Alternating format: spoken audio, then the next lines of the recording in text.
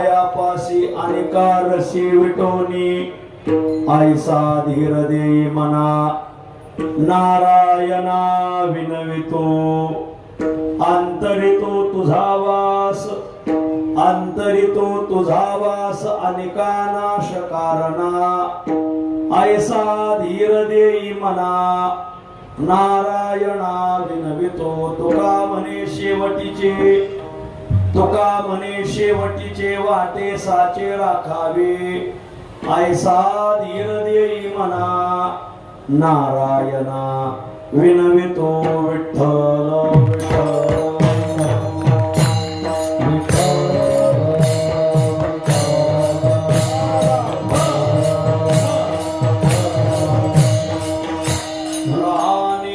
पायापाशी अनिकारशी विटोनी ऐसा धीर देई मना नारायणा विनवितो ऐसा राम नित्य ध्याय तुका वंदित्याचे पाय तुका वंदित्याचे पाय तुका वंदित्याचे पाय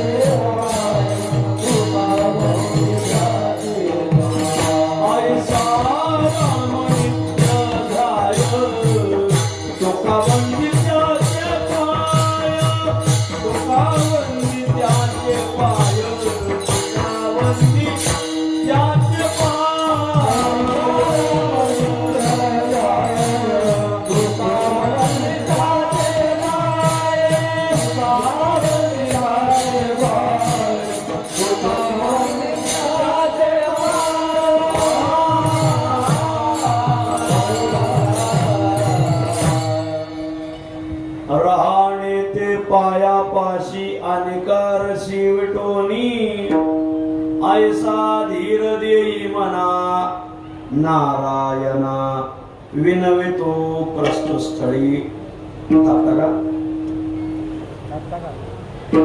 प्रस्तुस्थळी प्राप्त प्रसंगी संप्राप्त सेवेसाठी निवडलेला अभंग श्री क्षेत्र देहुनिवासी असलेले प्रेमात सिंधू कुळसागर इंदू कान्हा प्रिय बंधू गुणातीत साधू श्रीमंत जगद्गुरु तुकाराम महाराजांच्या अखिल विश्वाला चंद्रभागा मातेप्रमाणे पावन करणाऱ्या अभंग संहितेतील तसा मागणी पर प्रकरणातील अभंग आहे.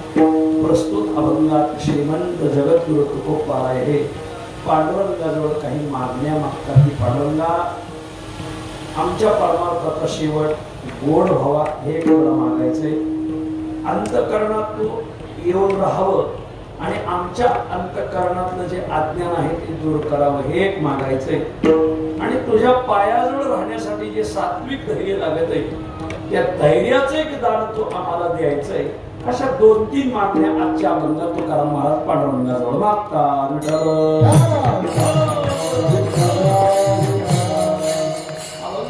विवेचन करण्यापूर्वी 2 शब्दाचा अल्पसा परिहार देणं अत्यंत अगत्य आहे.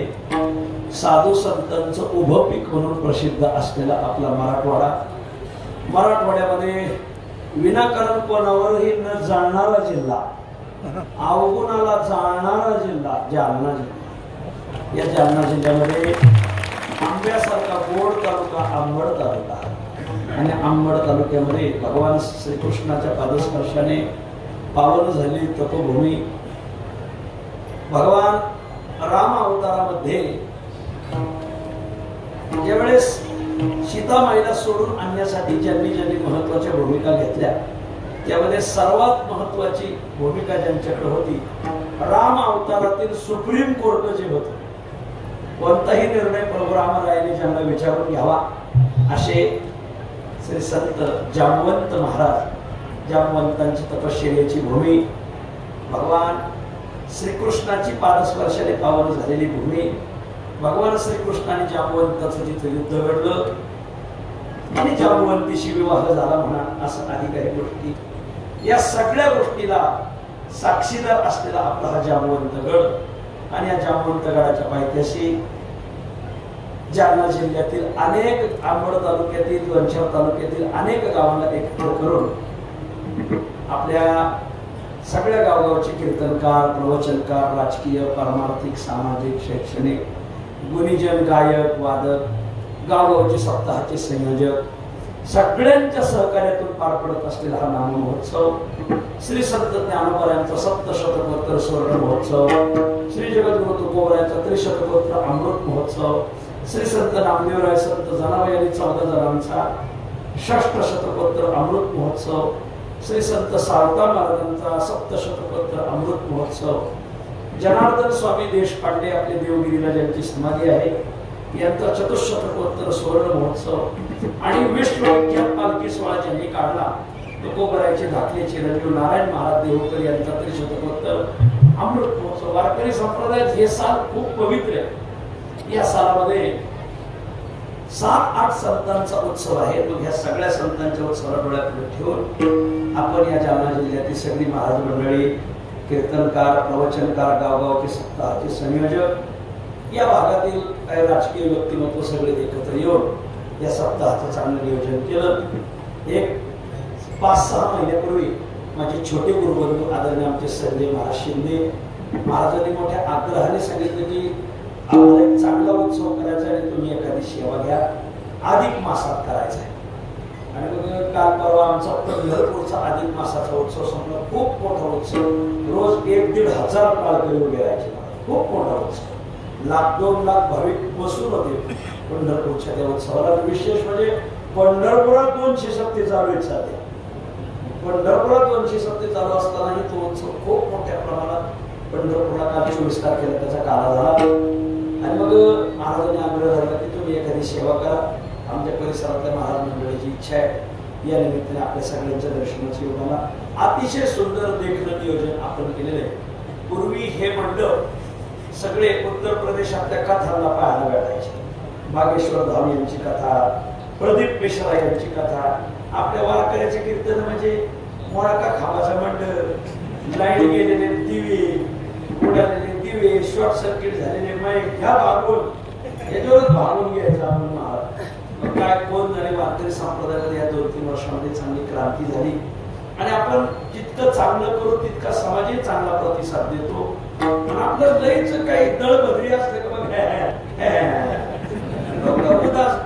लोक अधिक उदास, त्याच्यात आपण जर अधिकच उदास उपासना केली तर लोकांना तर ते नकोच आहे। लोकांना लोकांची भावना वैराग्यापेक्षा वैतागाकडे जास्त आहे। आणि म्हणून लोकांना सहसा हल्लीच्या समाजाला वैभवाचं आकर्षण, म्हणजे आकर्षण डोळ्यापुढे ठेवून खूप 100-200 टाळकरी, मोठा मंडप, पखवाज येते जाऊन आणि सगळी सात्विक कीर्तनकार। पत्रिका पाहिली, बऱ्याच गावच्या पत्रिका वाचल्या का गावच्या गावकारभाराच्या विचाराची उंची कळत या गावात काय विचाराची माणसं राहतात। पत्रिका पहिली सगळी सिद्धांची कीर्तन आहे। प्रसिद्धांपेक्षा सिद्धांना किंमत आहे। सगळे अनुभवी लोकांची कीर्तन आहे। बाबा येऊन गेले, सगळी मोठी मंडळींची उत्सवाची कीर्तन सेवा झालेली आहे। आणि मग काय कोण झाले, खूप मोठी मंडळी आली पण एखादा छोटा असा म्हणून माझ्या गळ्यात घातलंय। या निमित्ताने आपल्या दर्शनाचा योग आला। आज मागणीचं कीर्तन आहे आणि या निमित्ताने मी उभा राहिलोय। ज्यांनी या 7 दिवस या उत्सवासाठी भाकरी पाठवल्या त्या गावगावच्या माता वर्गासाठी जोरदार टाळ्या वाजवा। चुलीवरची भाकर का आणायची? ज्ञानोबा तुकोबा चुलीपर्यंत जावे ही भावना प्रत्येक माता माऊलीने ज्ञानोबा तुकोबा म्हणूनच भाकरी तापवली। हीच भावना इथे काही भेटणार नाही का खायला? कोणी देऊ शकतं? पण चुलीपर्यंत तुकोबा ज्ञानोबाची विचार जावे हीच उदात्त संकल्पना आपल्या सगळ्या समितीची। म्हणजे माऊल्यांनी भाकरी दिली त्यांना धन्यवाद।